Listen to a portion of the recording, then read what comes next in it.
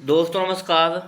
स्वागत है आप सभी का अपने YouTube चैनल टॉपर क्लासेस में। देखेंगे हम आज जो सीटेट दिसंबर 2024 प्रस्तावित है, उसमें जो आपकी मैथ आने वाली है उसके मैं कुछ महत्वपूर्ण सवालों को लेकर आया हूं जो विगत परीक्षाओं में पूछे गए हैं। एक बार ज़रूर देखिएगा। अगर कंटेंट अच्छा लगे तो प्लीज़ चैनल को लाइक करिएगा, सब्सक्राइब करिएगा। ये सीटेट और जो भी आगामी आपकी परीक्षाएं लगी हुई हैं, जैसे एसएससी जीडी हुआ, एनटीपीसी हुआ, आदि एग्ज़ाम के लिए बेहद महत्वपूर्ण होने वाला है। चैनल को देखिएगा। अगर कंटेंट आपको अच्छा लगे तो प्लीज़ चैनल को लाइक करिएगा, सब्सक्राइब करिएगा, दोस्तों में शेयर करिएगा। देखेंगे हम। पहला क्वेश्चन है कि एक चिड़ियाघर में कुछ कबूतर और खरगोश हैं, उनके सिरों की संख्या 90 है तथा पैरों की संख्या 224 है, तो चिड़ियाघर में कबूतर की संख्या ज्ञात कीजिए। देखिए कैसे इस सवाल को बनाएंगे। देखिए कौन कौन है पक्षी, कबूतर हैं और खरगोश हैं। कबूतर और खरगोश, ठीक है, समझ में आ गया होगा।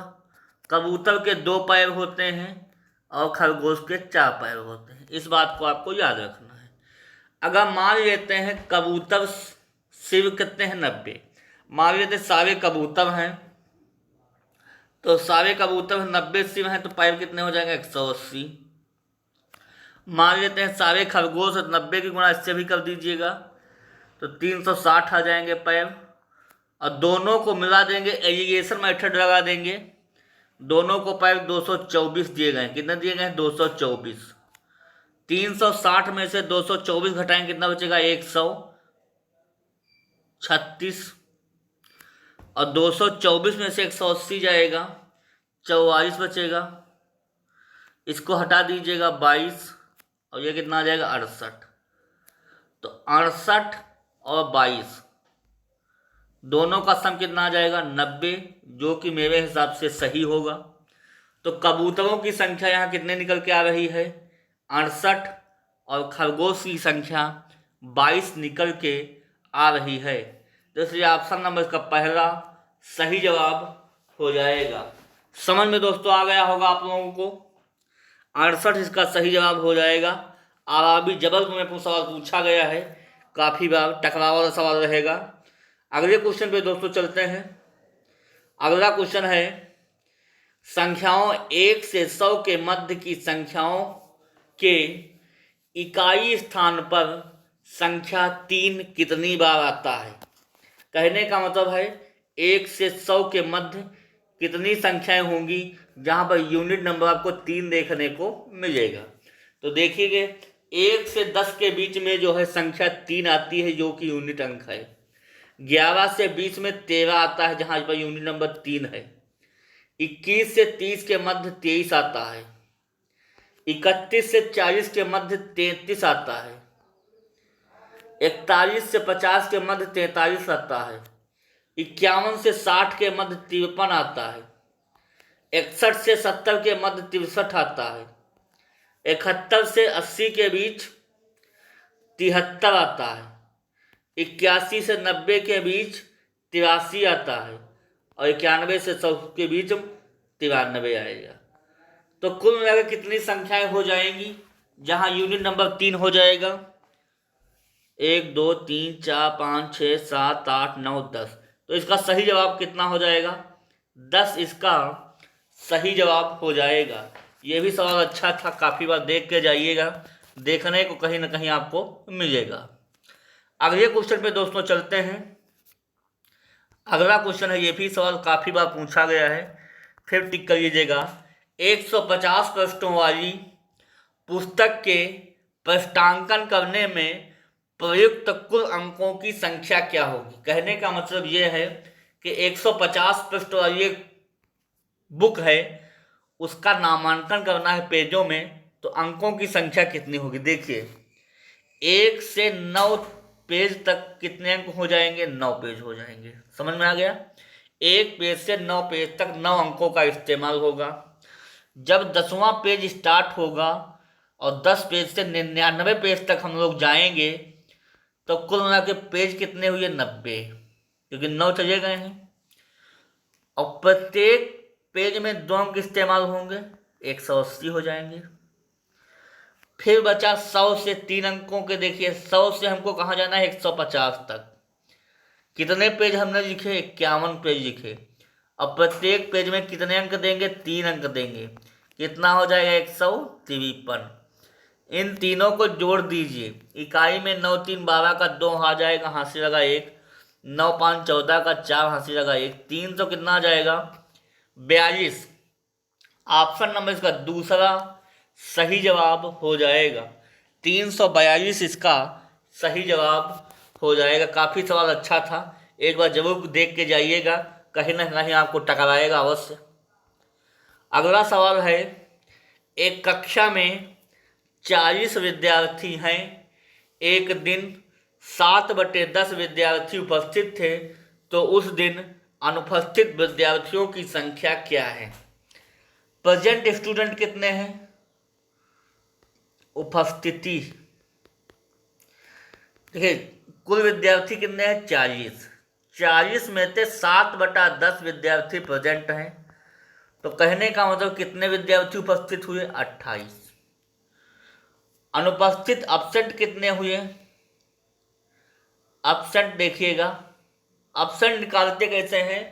कुल विद्यार्थियों की संख्या मेरे पास 40 थी, 40 में से 28 छात्र प्रेजेंट रहे, तो एब्सेंट कितने रहे? 12 छात्र एब्सेंट हो जाएंगे। इसका ऑप्शन नंबर पहला सही जवाब हो जाएगा। एक कक्षा में 40 विद्यार्थी थे, 7/10 विद्यार्थी उपस्थित थे, तो उपस्थित कितने हो गए? 28, और अनुपस्थित कितने हो गए? 12। तो समझ में आ गया होगा दोस्तों आप लोगों को। अगले क्वेश्चन पे चलते हैं। अगला क्वेश्चन है, एक विद्यालय में 200 विद्यार्थी हैं, जिसमें से 3/10 भाग लड़के हैं, तो विद्यालय में लड़कियों की संख्या ज्ञात करें। देखिए बॉयज कितने हैं? बॉयज, कुल विद्यार्थियों का 3/10 भाग बॉयज हैं। कितना है? बॉयज। 20 से कितना हो जाएगा? 60। तो गर्ल्स हमको पता करना है, तो गर्ल्स हमको जानने के लिए क्या करना पड़ेगा? टोटल स्टूडेंट में से बॉयज घटा देंगे। टोटल कितने हैं? 200 हैं, अब बॉयज कितने हैं? 60 गो। तो कितना बचा? 140 जो है मेरा बच जाएगा। क्या बच जाएगा? 140 जो है लड़कियां हो जाएंगी। ऑप्शन नंबर इसका चौथा सही जवाब हो जाएगा। तो समझ में आ गया होगा दोस्तों आप लोगों को। अगले क्वेश्चन पे चलते हैं। अगला क्वेश्चन है, वह संख्या ज्ञात कीजिए जिसका 6 गुना 60 से 6 कम है। बहुत ही अच्छा सवाल है। मान लेते हैं संख्या x है, माना संख्या कौन सी है? x। जिसका 6 गुना, तो x का 6 गुना कितना हो जाएगा? 6x हो जाएगा। बराबर 60 से 6 कम है, तो 60 से हम 6 कम कर दिया, तो 6x बराबर कितना हो जाएगा? 60 में से 6 जाएगा, कितना बचेगा? 54। 6 को काट दीजिए, 54 को। x बराबर कितना आ जाएगा? 9। x बराबर कितना आ जाएगा? 9। इसका सही जवाब चौथा जो है इसका सही जवाब हो जाएगा। समझ में दोस्तों आ गया होगा। 9 इसका सही जवाब हो जाएगा। क्वेश्चन अच्छा था, लगा के जाइएगा, देखने को मिलेगा आप लोगों को। अगले क्वेश्चन पे चलते हैं। अगला क्वेश्चन है, एक टेनिस खिलाड़ी खेले गए 18 मैचों में से 12 मैच हार गया। जीते गए मैचों की संख्या दशमलव में ज्ञात कीजिए। देखिए एक टेनिस खिलाड़ी है, कितने मैच होते हैं? 18 मैच। कितने हार गया? 22 जो है हार गया। तो जीता कितने मैच? जीता 6 गो। कितने जीता? 6 जीता।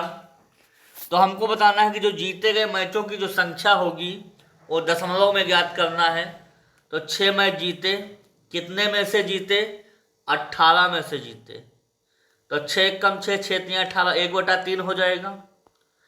तो 1/3 हो जाएगा। इसका दशमलव में आंसर कितना आ जाएगा? 3 को 1 से भाग, 1 को जो है 3 से भाग देंगे, 0.333, ये आंसर हो जाएगा। ऑप्शन नंबर का पहला सही जवाब हो जाएगा। समझ में आ गया होगा दोस्तों। अगले क्वेश्चन पे चलते हैं।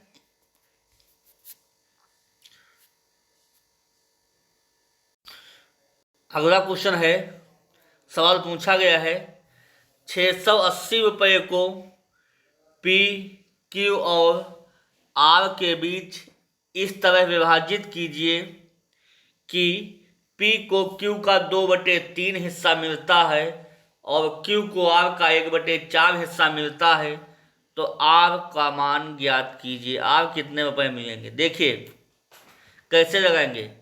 पी को क्यू का 2/3, पी को क्यू का 2/3, ठीक है। तो पी बटे क्यू कितना आ जाएगा? यहाँ पे 2/3 आ जाएगा, ठीक है।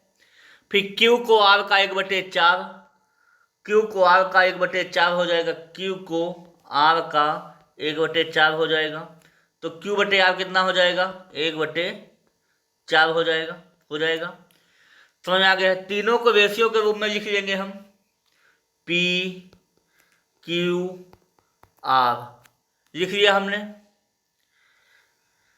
देखेंगे पी क्यू कितना हो जाएगा? 2:3 हो जाएगा।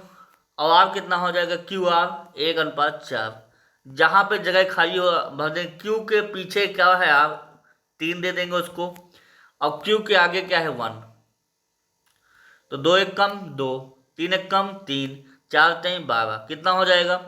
12 3 15, 2 17 हो जाएगा। 17 की वैल्यू हमको कितना दिया गया है? 680। तो एक की वैल्यू कितनी हो जाएगी?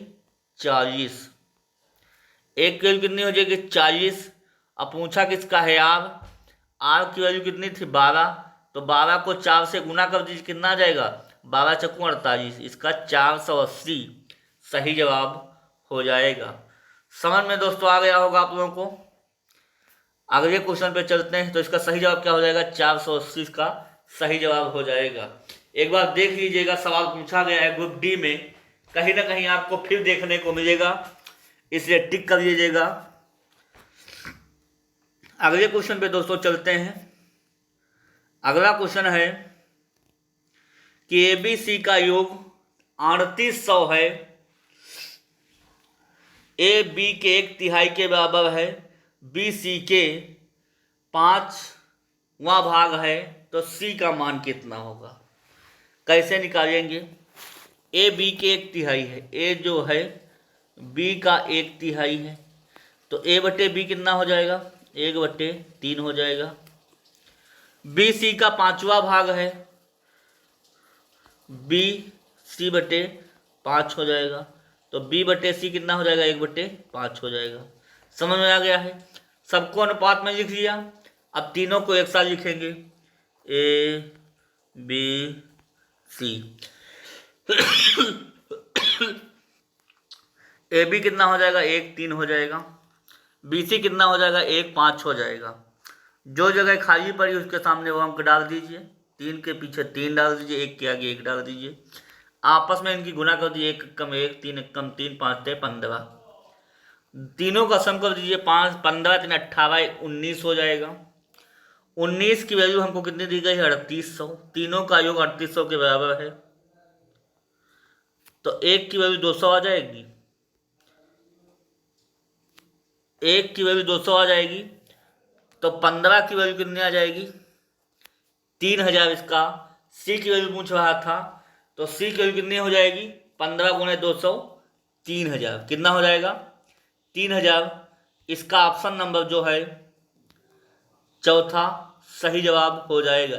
ये भी सवाल पूछा गया है, जरूर देख लीजिएगा, कहीं ना कहीं आपको देखने को मिलेगा। इस सवाल को टिक कर लीजिएगा। अगले क्वेश्चन पे दोस्तों चलते हैं।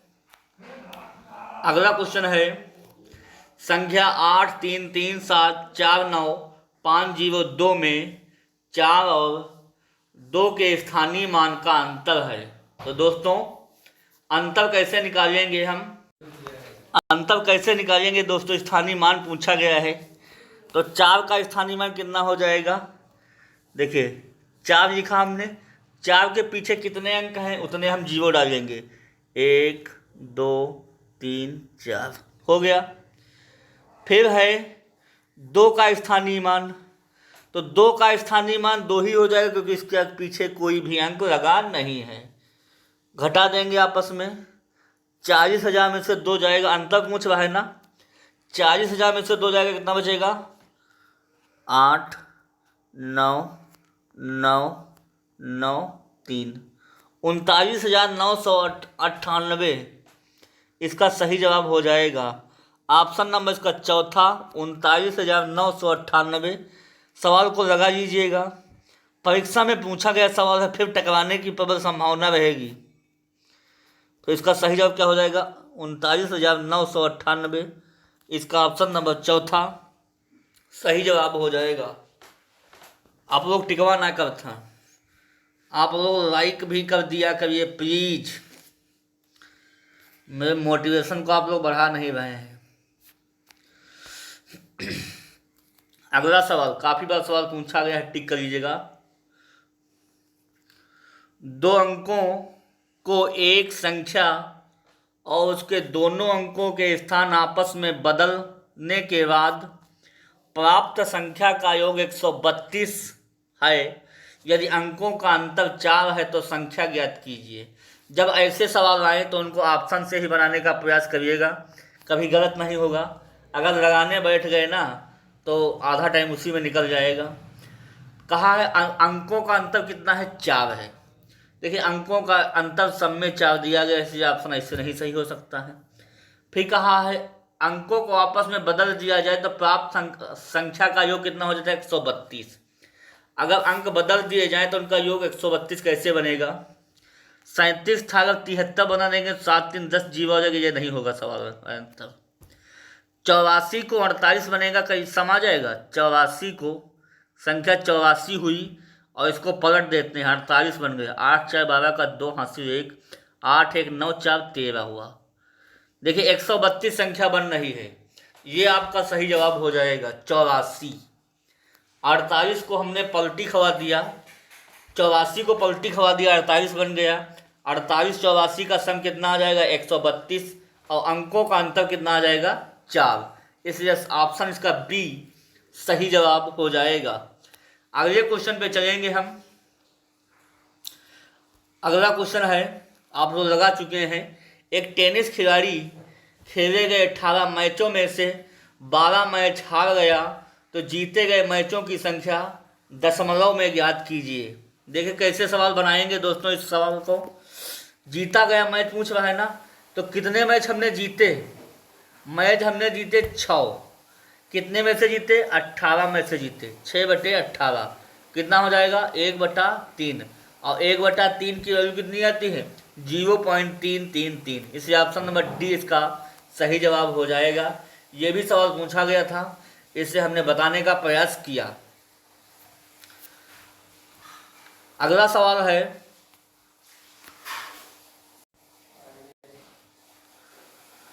एक विद्यालय में 2/3 भाग बच्चे 1 से 12 आयु वर्ग के हैं। इनमें से 3/4 भाग बच्चे 1 से 8 आयु वर्ग के हैं। आयु वर्ग 9 से 12 वर्ग के बच्चों का भाग ज्ञात कीजिए। देखिए 1 से 12 के मध्य कितने बच्चे हैं? 2/3। ये 1 से 12 के मध्य है। फिर 1 से 8 आयु के 3/4, इनमें से ही तो 2/3 में ही चीज 3/4 निकल जाएंगे। तो कितना बचेगा? 1/2 भाग बचेगा जो कि 1 से 8 आयु के हो जाएंगे। तो 1 से 8 निकल गए, 1 से 12 निकल गए, तो बचा कौन सा भाग?